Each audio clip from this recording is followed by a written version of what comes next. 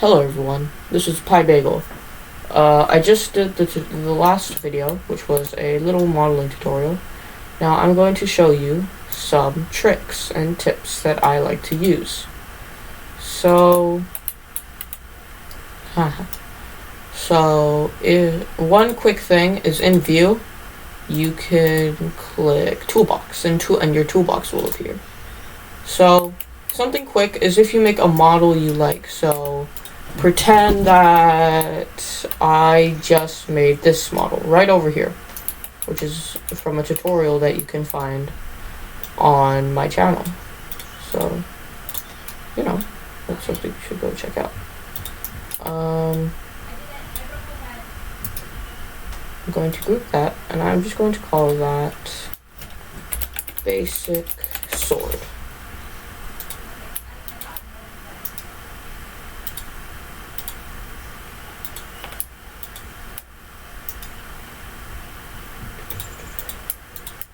There you go. And I'm going to right click this inside of Explorer, which you can also open, which just basically shows you all the things from in the game so far.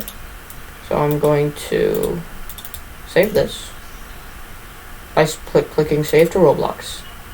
You can basically name it whatever you want, so I'm going to keep it as Basic Sword, and you can add a description. Now, you can change the creator to any groups that you have, but as long as you're friends with the owner, you should be able to do it, or if you have a high enough rank. You can change the genre, sorry. So I'm going to change this to adventure. You can either make it so you can allow copying, which lets people copy off your model and put it in their game. I don't usually do this, but I'm going to do it this one time.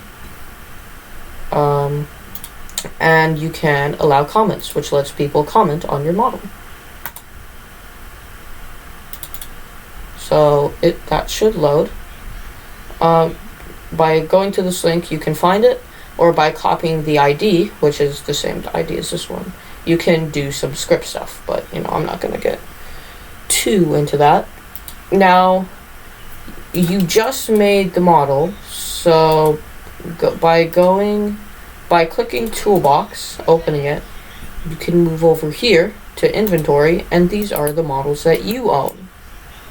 These are basically all the models that you've ever made. So you can, if you like a model that you've made, you can go into here and just take it whenever you want. Here you go. It's the sword I made. Basically, another way to explain this is kind of like a folder of all of your favorite models. So, also, make sure that if you copy off if you put somebody else's model inside of your folder of models, then you should credit them, as that is plagiarism. That's not very cool. So that's how you can save your items. Now, going on to a few other things. So I'm going to take out a model with a lot of parts that I made. So let's go into this one. I like this one. Nope. This one. Yes. So this is a model that I made. But if I want to say, I want to get and look at this part right here, this green little part right here. I don't want to open the model through the Explorer and go searching all the way for it. Now, even though I've labeled all of it, maybe you've just grouped it and you just kind of want to get it over with and find it immediately. So if you want to do that, you can hold down on Alt, and in a model you can select an individual thing. So right now it's a model. I'm going to hold Alt. Alt is being held right now. I'm going to move it over. Boom.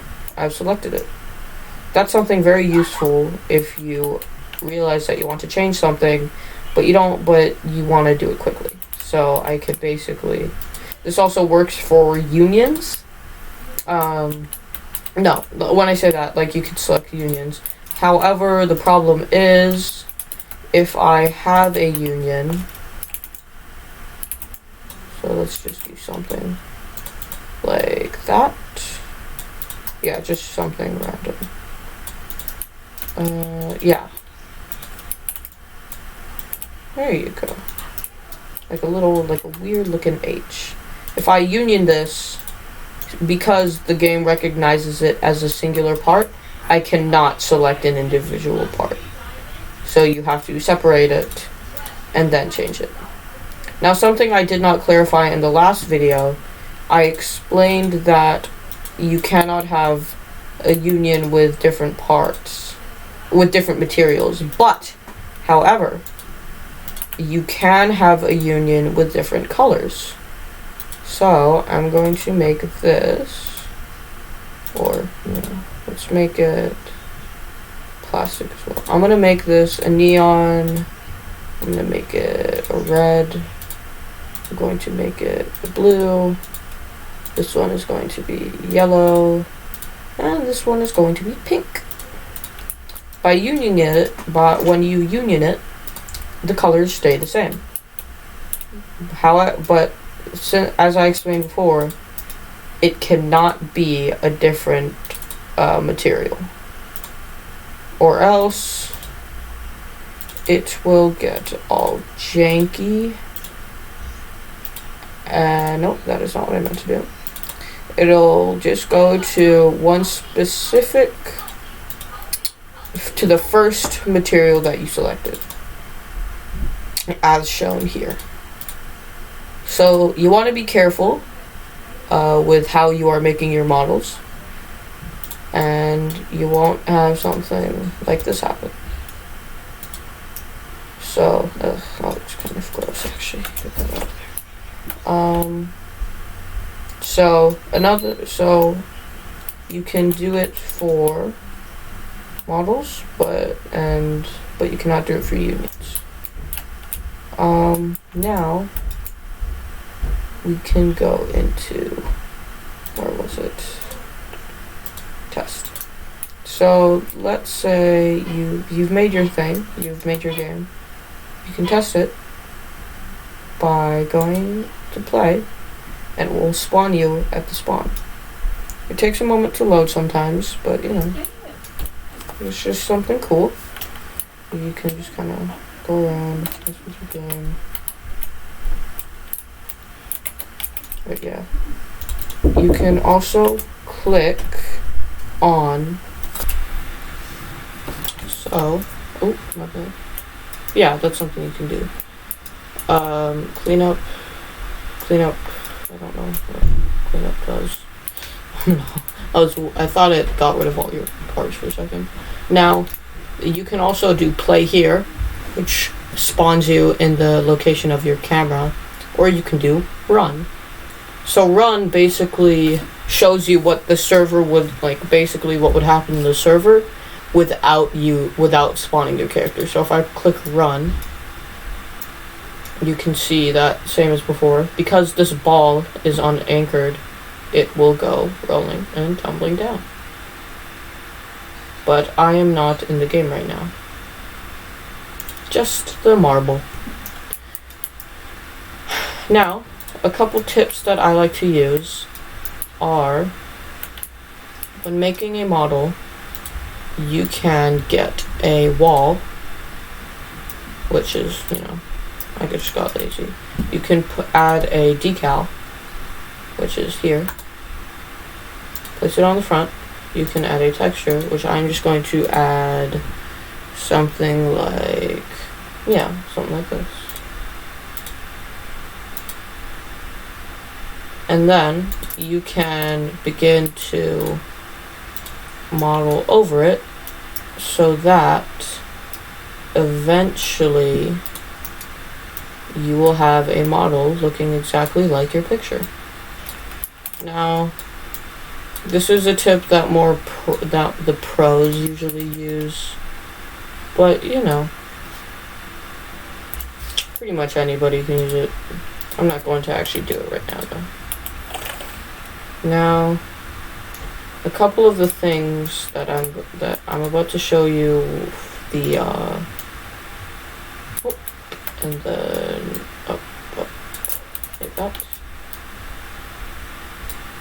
So when you click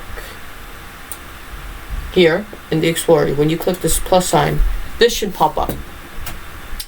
Now there's a lot of different things, but I'm just going to give you a quick look at what each of them do.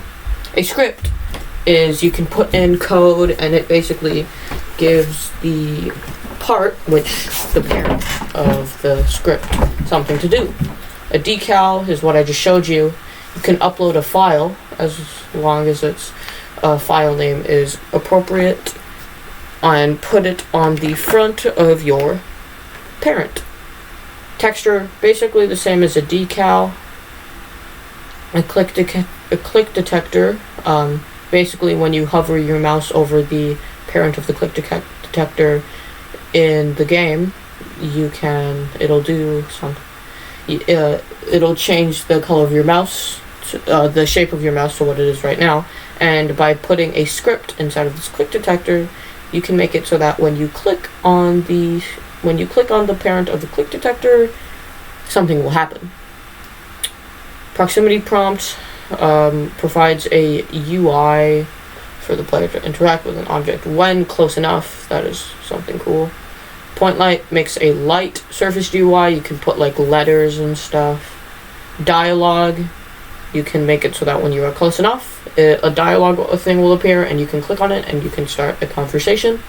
You can also put dialogue choice inside of the dialogue to make like a conversation which goes on longer. You can add going into the more easier to understand ones. For here, there's beams, explosions, fire. This stuff basically are just like effects. They don't exactly really do anything. And then you can turn it into a tool. You can turn it into a seat. You can do lots of things. So yeah, those are some important things. I'm not really gonna go into all of them right now because we're running out of time for this video.